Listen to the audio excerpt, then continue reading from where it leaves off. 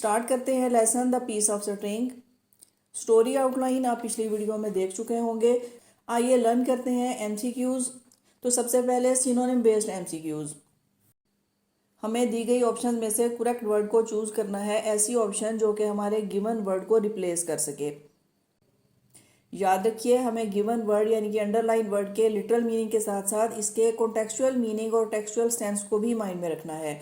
Start करते हैं। Number 1, after the drum had ceased. Ceased का मतलब होता है कम टू एन एंड, किसी चीज़ का ख़त्म हो जाना, किसी चीज़ का एंड हो जाना। ऑप्शंस देखिए, स्टार्टेड, एंडेड, ब्रोकन, वीकन। तो definitely option B is the correct option, ended. Number 2, he said in the most exasperating tone. जब उन पर यह इल्ज़ाम आयद किया जाता है कि उन्हें ब्लैक लेदर पॉकेट बुक उठाते हुए देखा गया है, तो यहाँ ये जब वो बात करते हैं तो एग्जॉस्पिरेटिंग का मतलब है बहुत ज़्यादा गुस्से में। इस वक्त इनकी फीलिंग्स और इमोशंस बहुत ज़्यादा राइज हैं, इन्हें कुछ समझ नहीं आ रहा कि वो क्या कहें, वे गुस्से से भरे हुए हैं। तो ऑप्शन देखते हैं, रिलैक्सिंग, मॉकिंग, इन्फ्यूरिएटिंग, स्नीयरिंग। रिलैक्स मतलब पुरसुकून, मॉकिंग कहा जाता है किसी चीज़ का मजाक उड़ाना। इन्फ्यूरिएटिंग, ये वर्ड फ्यूरी से है, फ्यूरी जो कि गुस्से को कहा जाता है। तो ऑप्शन सी यही हमारी करेक्ट ऑप्शन है, इन्फ्यूरिएटिंग। जबकि स्नीयरिंग एक तंजिया हंसी को कहा जाता है। Number 3, good soul mister Hubert choked with indignation and fear. Mister Hubert जो कि एक अच्छे इंसान थे, चॉक्ड विद इंडिग्नेशन, यहाँ चॉक्ड से मुराद है भर गए थे, वो भरे हुए थे विद इंडिग्नेशन। इंडिग्नेशन भी गुस्से को कहा जाता है, वो खौफ और गुस्से से भरे हुए थे। ऑप्शंस में suffocated, glared, perplex, torn. Suffocation भी एक भरी हुई चीज़ को कहा जाता है जिसमें स्पेस नहीं है या जो फ्रेश नहीं है। ग्लेयर्ड मीन देखना, परप्लेक्स मीन परेशान या कंफ्यूज, और टॉर्न जो कि टीयर की थर्ड फॉर्म है। यहाँ ऑप्शन डी टॉर्न हमें कंफ्यूज कर सकती है, बट चॉक्ड को रिप्लेस किया जाएगा सफोकेटेड से। Suffocated is the better option, वो इस वक्त गुस्से और खौफ से भरे हुए थे। Number 4, he only met with incredulity. जब वो अपने दोस्तों और मिलने वालों के पास जाकर अपनी बेगुनाही साबित करते हैं और बात करते हैं और उन्हें मुझे बताने की कोशिश करते हैं कि ये पीस ऑफ स्ट्रिंग था जो उनके पास था, तो किसी ने उनकी बात पर यकीन नहीं किया था। ऑप्शन देखिए, ट्रस्ट, फेथ, सिंपैथी, डिसबिलीफ। तो करेक्ट ऑप्शन होगी डिसबिलीफ, ऑप्शन डी, क्योंकि कोई उनकी बात पर यकीन नहीं करता। यहाँ इनक्रेडुअलिटी रिप्लेस किया जा सकता है with disbelief. Option D is the correct option, disbelief. Number 5, in the delirium of his death struggle he kept claiming his innocence. Delirium of his death struggle, delirium जिसे उर्दू में हम नज़ा का वक्त कहते हैं, नज़ा ये ऐसे वक्त को कहा जाता है डेट इज़ बिफोर डेथ, यानी कि मौत से पहले एक ऐसी कैफियत जब इंसान की प्रॉपर सेंसेस ख़त्म होने लगती हैं, और अगर इस वक्त वो कुछ वर्ड्स बोल रहे हैं तो वो मीनिंगलेस हो सकते हैं। अब ऐसे वक्त में अपनी मौत से पहले मिस्टर ह्यूबर्ट अपनी बेगुनाही की बात बार बार करते चले जा रहे हैं। ऑप्शन देखिए, moment, pangs, depictions, hallucination. Moment mean वक्त, लम्हे, पेन तकलीफ, डिपिक्शंस धोखा, हेलुसिनेशंस एक इस तरह की इमेजिनेशंस हो सकती हैं जो कि रियल में नहीं होती लेकिन हमें दिखाई देने लगती हैं।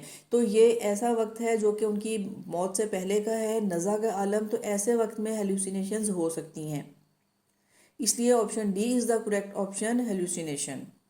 Number 6, it was engraved on his tombstone. Tombstone कबर पर लगाई गई वो नेम प्लेट है, डेट इज़ कॉल्ड टॉम्बस्टोन, इसे कतबा कहा जाता है उर्दू में। और इनग्रेव का मतलब है एक तहरीर, एक ऐसी तहरीर जो कि पत्थर पर खुदी हुई है।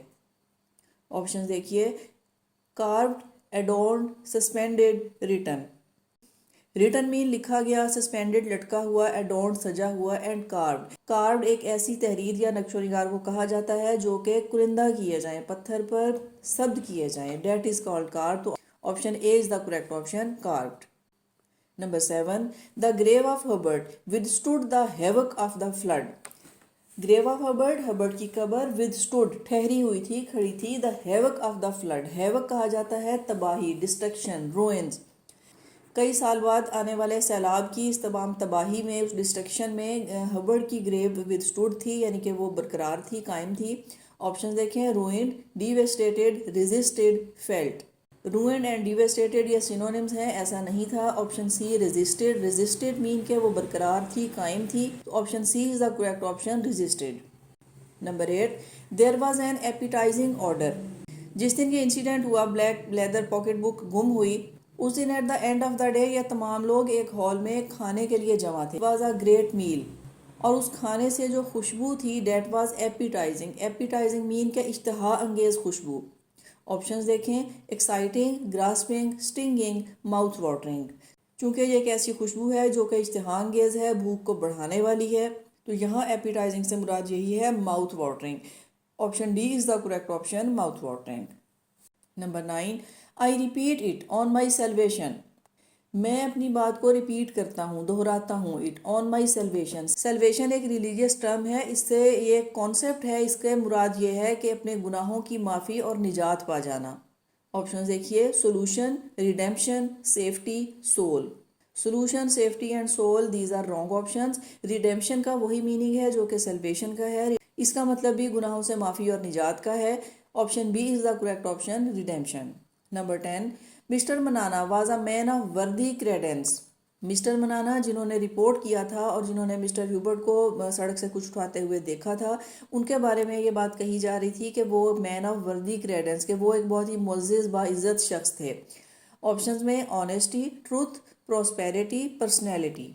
ऑनेस्टी ईमानदारी, ट्रूथ सच्चाई, प्रॉस्पेरिटी खुशहाली, और पर्सनैलिटी। तो यहाँ मोस्ट सूटेबल ऑप्शन होगी personality. Mister Manana was a man of वर्दी personality. Option D is the correct option, personality. Move करते हैं कॉम्प्रीहेंशन बेस्ड एमसीक्यूज की जानिब। स्टोरी के टेक्स्ट को माइंड में रखते हुए हम करेक्ट ऑप्शन चूज करेंगे। आइए देखें। Number 1, who was the owner of the pocket book. इस पॉकेट बुक का ओनर कौन था? मिस्टर मनाना, मिस्टर जेम्स, हर्बर्ट, जॉर्ज।